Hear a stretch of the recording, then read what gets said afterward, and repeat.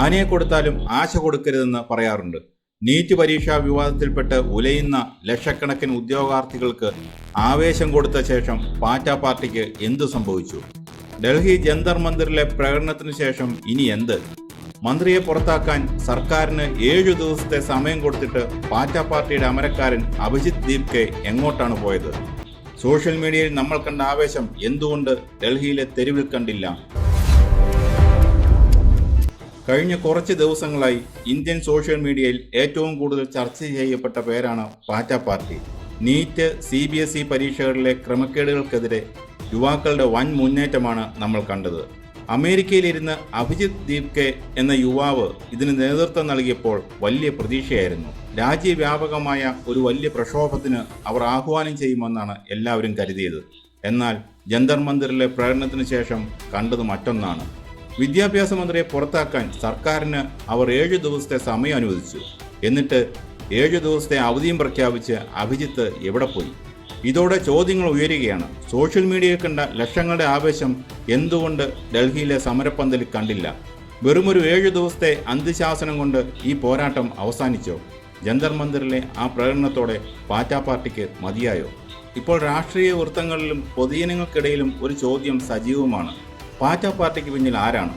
സംശയത്തിന്റെ മുന നീളുന്നത് ആപ്പ് മുതൽ BJP വരെയാണ്. ആലോചിച്ചു നോക്കൂ, അമേരിക്കയിൽ ഇരുന്നുകൊണ്ട് അഭിജിത്ത് ദീപ്കെ എന്നൊരാൾക്ക് തനിച്ച് ഇത്രയും വലിയൊരു മുന്നേറ്റം ഇന്ത്യയിൽ ഉണ്ടാക്കാൻ സാധിക്കുമോ? അതോ ഇതിന് പിന്നിൽ വൻകിട രാഷ്ട്രീയ പാർട്ടികളുടെ ബുദ്ധിയുണ്ടോ? ഒരു കൂട്ടർ പറയുന്നത് ഇത് പ്രതിപക്ഷ പാർട്ടികൾ സ്പോൺസർ ചെയ്തതാണെന്നാണ്. എന്നാൽ മറ്റൊരു വിഭാഗം സംശയിക്കുന്നത് യഥാർത്ഥ ജനരോഷം വഴിതിരിച്ചുവിടാൻ ഭരണകൂടം തന്നെ കളിച്ച കളിയാണോ ഇതെന്നാണ്. ഇതിൻ്റെ കൃത്യമായ ഉത്തരം ഇപ്പോഴും അജ്ഞാതമാണ്. ഇവിടെയാണ് നമ്മൾ എന്തുകൊണ്ട് എന്ന ചോദ്യം ചോദിക്കേണ്ടത്. രാജ്യത്തെ യുവാക്കളെ, വിദ്യാർത്ഥികളെ നേരിട്ട് ബാധിക്കുന്ന ഇത്രയും വലിയൊരു പ്രശ്നത്തിൽ ഇവിടുത്തെ പ്രധാന പ്രതിപക്ഷ കക്ഷികൾ എന്ത് ചെയ്യുകയായിരുന്നു? കോൺഗ്രസ് ഉൾപ്പെടെയുള്ള പ്രതിപക്ഷ പാർട്ടികൾക്ക് ഈ വിഷയത്തിൽ കൃത്യമായി ഇടപെടാൻ സാധിച്ചോ? ഒരു നിമിഷം ആലോചിച്ച് നോക്കൂ. പ്രതിപക്ഷം ശക്തമായി തെരുവിലിറങ്ങി ഒരു വലിയ പ്രക്ഷോഭം നയിച്ചിരുന്നെങ്കിൽ എന്താകുമായിരുന്നു അവസ്ഥ? ലക്ഷക്കണക്കിന് വിദ്യാർത്ഥികളുടെയും രക്ഷിതാക്കളുടെയും പിന്തുണ അവർക്ക് കിട്ടുമായിരുന്നു. സർക്കാരിനെ പൂർണ്ണമായും പ്രതിരോധത്തിലാക്കാൻ അവർക്ക് കഴിയുമായിരുന്നു. എന്നാൽ സംഭവിച്ചതെന്താണ്? പ്രതിപക്ഷത്തിന് ലഭിക്കേണ്ടിയിരുന്ന ജനശ്രദ്ധ മുഴുവൻ പാറ്റകളിലേക്ക് പോയി. ഒരു രാഷ്ട്രീയ പാർട്ടിയുടെയും പിന്തുണയില്ലാത്ത സോഷ്യൽ മീഡിയയിലെ ഒരു കൂട്ടായ്മയിലേക്ക് ജനങ്ങളുടെ ശ്രദ്ധ കേന്ദ്രീകരിക്കപ്പെട്ടു. പക്ഷേ ആ ശ്രദ്ധ കൊണ്ട് വിദ്യാർത്ഥികൾക്ക് എന്ത് ലാഭമുണ്ടായി? വലിയൊരു മാറ്റം പ്രതീക്ഷിച്ചവർക്ക് ഒടുവിൽ നിരാശ മാത്രമാണ് മിച്ചം. ഈ വിഷയം എന്തുകൊണ്ടാണ് ഇത്രയും ഗൗരവമുള്ളതാകുന്നത്? ഇത് വെറുമൊരു രാഷ്ട്രീയ കളിയല്ല.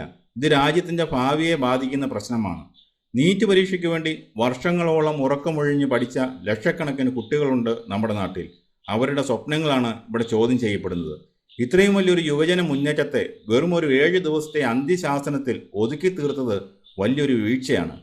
ജന്തർ മന്ദിറിലെ പ്രകടനത്തിന് ശേഷം ഒരു പോംവഴിയും കാണാതെ ലീവ് എടുത്തുപോയ നേതൃത്വം വിദ്യാർത്ഥികളെ വഞ്ചിക്കുകയല്ലേ ചെയ്തത്? ജനശ്രദ്ധ തിരിച്ചുവിടാനും യഥാർത്ഥ പ്രശ്നങ്ങളിൽ നിന്ന് സർക്കാരിനെ രക്ഷിക്കാനും വേണ്ടിയുള്ള ഒരു പുകമറയായിരുന്നോ ഈ പാറ്റ പാർട്ടി? ആനയെ കൊടുത്താലും ആശ കൊടുക്കരുത് എന്ന് ആദ്യമേ പറഞ്ഞത് അതുകൊണ്ടാണ്. വിദ്യാർത്ഥികൾക്ക് വലിയൊരു ആശ നൽകി ഒടുവിൽ അവരെ വഴിയിൽ ഉപേക്ഷിച്ചു പോയ അവസ്ഥയാണിപ്പോൾ. ഈ ചോദ്യങ്ങൾക്ക് ആരുത്തരം പറയും? പാറ്റ പാർട്ടിയുടെ പിന്നിൽ ആരെങ്കിലും ഉണ്ടോ? 7 ദിവസത്തെ അവധി കഴിഞ്ഞ് അവർ തിരിച്ചു വരുമോ? അതോ ഈ സമരം ഇവിടെ തീർന്നോ?